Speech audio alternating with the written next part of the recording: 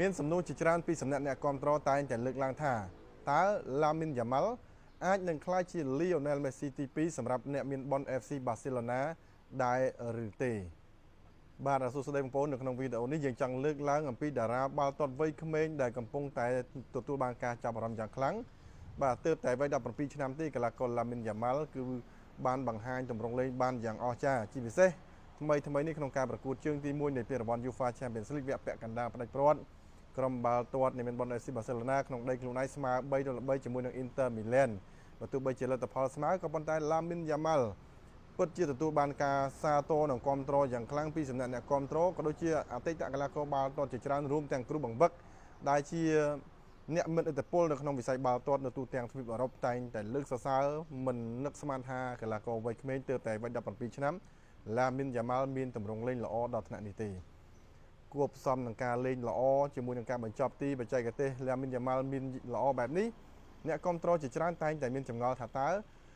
Lamine Yamal អាចនឹងក្លាយជា Lionel Messi ដែលជាតារាបាល់ទាត់ដ៏ឆ្នើមទី2នៅ Barcelona បានដែរឬទេតាមពិតទៅបើយើងប្រៀបធៀបពីសមត្ថភាពរបស់ Lamine Yamal គាត់នៅក្នុងវ័យ17ឆ្នាំប៉ុន្តែគាត់ល្អជាង Ronaldo គាត់ល្អជាង Lionel Messi កាលដែលពួកគេនៅវ័យបាទគឺ17ឆ្នាំប៉ុន្តែនៅក្នុងអាជីពបាល់ទាត់នៅក្នុងវិថីនៃបាល់ទាត់មិនទាន់ប្រកាសថាវ័យ17ឆ្នាំ Lamine Yamal ធ្វើបានល្អបែបនេះប៉ុន្តែយើងមិនអាចធានាថាតើគាត់នឹងបន្តរក្សាទម្រង់លេងបានល្អបែបនេះរហូតឬក៏បង្កើនគុណភាពលេងបន្តទៀតប៉ុន្តែឪពុករបស់ Lamine Yamal ក៏បានលើកឡើងដែរថា Lamine Yamal មិនមែនជា Lionel Messi ក៏មិនមែនជា Ronaldo ដែរហើយសមិទ្ធផលដែល Lamine Yamal កំពុងតែធ្វើបាននៅពេលនេះគាត់លើកឡើងថាទើបតែបាន 10% នៃអ្វីដែល Lamine Yamal ធ្វើបានប៉ុណ្ណោះបាទអញ្ចឹងបានថានេះគ្រាន់តែជាសមិទ្ធផលមិនទាន់ធំពេកទេសម្រាប់ឪពុករបស់ Lamine Yamal លើកឡើងថា Lamine Yamal អាចនឹងមានអ្វីដើម្បីបន្ថែមបាទនៅសមត្ថភាពរបស់គេនឹងឲ្យកាន់តែល្អខ្លាំងជាងមុនទៀតប៉ុន្តែសួរថាតើ Lamine Yamal អាចនឹងដូច Lionel Messi ទេខ្ញុំគិតថាគាត់មិនអាចក្លាយទៅជា Lionel Messi នៅ Barcelona ទេបងប្អូន Messi មិនអាចមានកីឡាករណាជំនួសគាត់បានទេ Messi គឺជាកីឡាករតែម្នាក់គត់នៅក្នុងផែនដីដែលមិនមានកីឡាករណាអាចធ្វើបានដូចគាត់ទេបាទជាមួយនឹងសមិទ្ធផលនៃភាពជោគជ័យនិងសមត្ថភាពទេពកោសល្យនៅលើទីលានទាំងការបញ្ចប់ទីការអស់បាល់ការបង្កើតឱកាសគឺ Messi ហាក់ដូចជា magic អញ្ចឹងបាទដូចជាគេលេងសៀកបាទការលេងបាល់របស់គាត់នៅលើទីលានដូចលេងសៀករហស្សកម្មអញ្ចឹង Messi គឺការគិតរបស់គាត់គ្រប់ជំហានគ្រប់ការសម្រេចចិត្តរបស់គាត់គឺគាត់ឆ្លៀសវៃហើយគាត់គិតបានត្រូវហើយគាត់សម្រេចចិត្តបានលឿនហើយជាពិសេសគឺភាពច្បាស់លាស់របស់គាត់ Messi គឺជាកីឡាករតែម្នាក់ដែលមិនអាចមានណាជំនួសបានទេមិនថា Messi មិនថា Ronaldo ទេនៅក្នុងផែនដីភពផែនដីនេះខ្ញុំគិតថាប្រហែលជាមិនអាចមាន Lionel Messi ទី2ឬក៏ Ronaldo ទី2ទៀតទេបាទព្រោះដោយសារតែពួកគេធ្វើបានល្អខ្លាំងពេកទាំង Ronaldo ទាំង Lionel Messi បាទប៉ុន្តែបើនិយាយពី Messi ដូចខ្ញុំបានលើកឡើងហ្នឹងថា Messi មិនមានអ្នកណាអាចជំនួសគាត់បានទេ Lamine Yamal ល្អប៉ុន្តែតើ Lamine Yamal អាចរក្សាទម្រង់លេងហ្នឹងបានល្អដល់កម្រិតណាហើយយូរប៉ុណ្ណាហើយសាងសមិទ្ធផលអ្វីខ្លះជាមួយនឹងអាជីពបាល់ទាត់របស់គេជាមួយនឹងក្លឹបបាល់ទាត់ Barcelona រួមទាំងក្រុមបាល់ទាត់ជម្រើសជាតិអេស្ប៉ាញតែបើការចាប់ផ្ដើមដំបូង Lamine Yamal ជោគជ័យក្នុងវ័យ17ឆ្នាំល្អជាង Ronaldo ល្អជាង Messi ប៉ុន្តែនិរន្តរភាពនៃការលេងរបស់ Lamine Yamal មិនទាន់ប្រកបថាពួកគេអាចនឹងរក្សាទម្រង់បានល្អរហូតនោះទេយើងមើលជាក់ស្ដែងដូច Ansu Fati ល្អណាស់តែឥឡូវ Ansu Fati ធ្លាក់ដល់កម្រិតណាហើយអញ្ចឹងពេលវេលានេះយើងគ្រាន់តែឃើញភាពជោគជ័យបាទតិចតួចរបស់ Lamine Yamal យើងមិនអាចហ៊ានលើកឡើងថាគាត់នឹងដូច Messi គាត់នឹងល្អលើស Messi ទេបាទឬក៏ក្បែរ Messi ទេ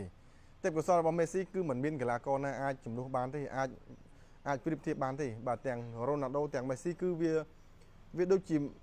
វាអស្ចារ្យពេកបាទវាអស្ចារ្យពេកអស្ចារ្យខ្លាំងរហូតដល់យើងមិនអាចយកអ្នកណាទៅប្រៀបធៀបបានសូម្បីតែកីឡាករអតីតកីឡាកររបស់ Real Madrid Marcelo ក៏បានលើកឡើងដែរថា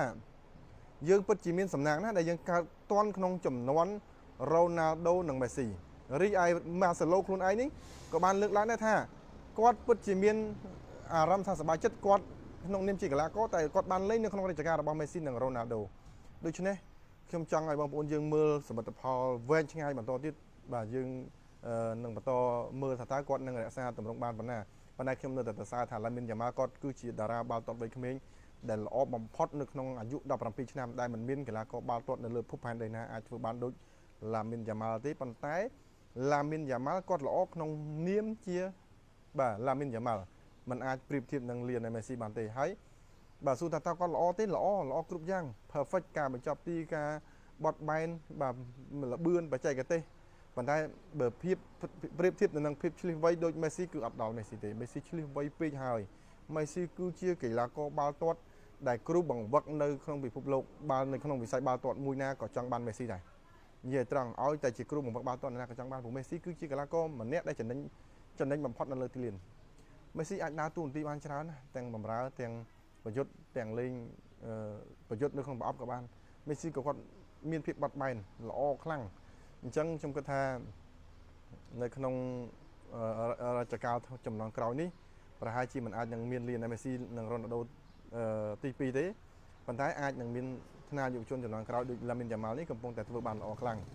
អញ្ចឹងយើងចាំបន្តមើលទៀតថាតើឡាមីនយ៉ាម៉ាល់នឹងវិវត្តខ្លួនឯងដល់កម្រិតណាហើយដូចខ្ញុំលើកឡើងក្នុងវីដេអូនេះមិនមែនបានន័យថាខ្ញុំមិនទទួលស្គាល់ថាឡាមីនយ៉ាម៉ាល់ល្អទេប៉ុន្តែបើឲ្យប្រៀបធៀបទៅនឹងមេស៊ីនិងរ៉ូណាល់ដូ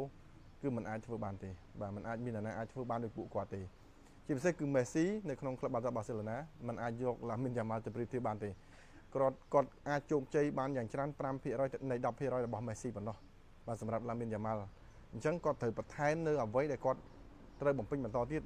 ហើយដំណើរជីវិតនៃឆាកជីវិតបាល់ទាត់របស់គាត់គឺវែងឆ្ងាយ